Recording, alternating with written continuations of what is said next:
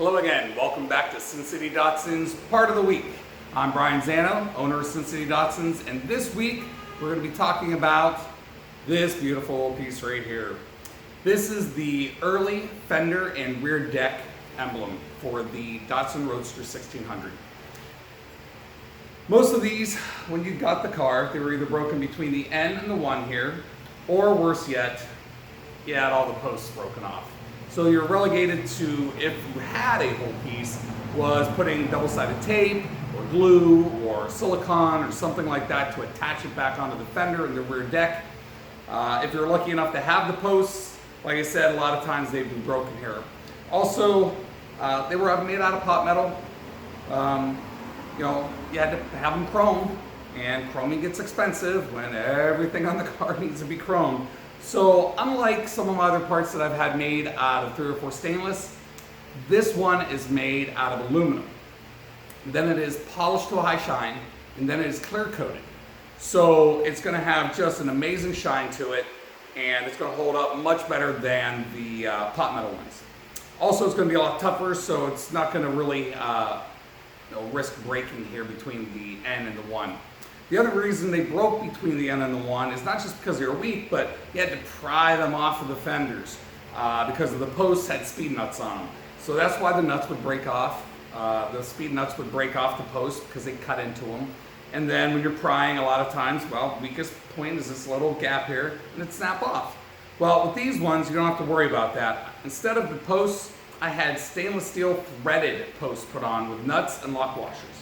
The reason I did this was so that you can remove them and put them back on as you want, whether it's to repaint a car, or if you just want to take them off so you can repolish these, or get the gunk from underneath the emblem. I mean, you drive your cars, you're going to get some dirt and whatnot, road grime underneath these.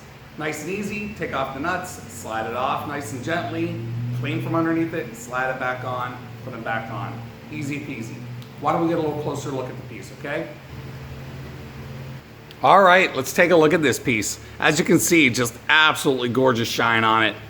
Like I said, it's made out of aluminum, high polished shine, has a clear coat on it. It'll stay like this for many, many, many years. And on the back, just like I stated, we've got these wonderful little stainless steel threaded posts.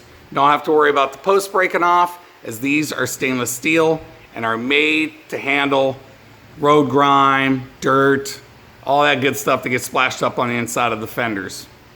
So all you have to do is take off these little nuts, slide it onto the fender, tighten up the nuts. Why don't we take a look at what that looks like, all right? All right, so here we have the 67 project vehicle again. As you can tell, it's in pretty sad shape, but it won't be after a few months. But we're gonna use that as our example. As you can see here, the original, you can see that it had never been off. Basically, you can see the brighter paintwork under it. But here's our replica piece. Goes right in the 3 holes. Now what I did is I made these posts, these threaded posts, just a little bit smaller because over the years, some people have welded these, bonded over them, and then re-drilled them out. So some of the holes are not absolutely perfect. This one happens to have never been messed with it, but you can see that emblem goes right on there. You can reach out right from the behind, throw on your nuts and your lock washers, and she's on there looking brand new again. Also, there's one for the other side, and obviously one in the back, and we'll show that one here in a second.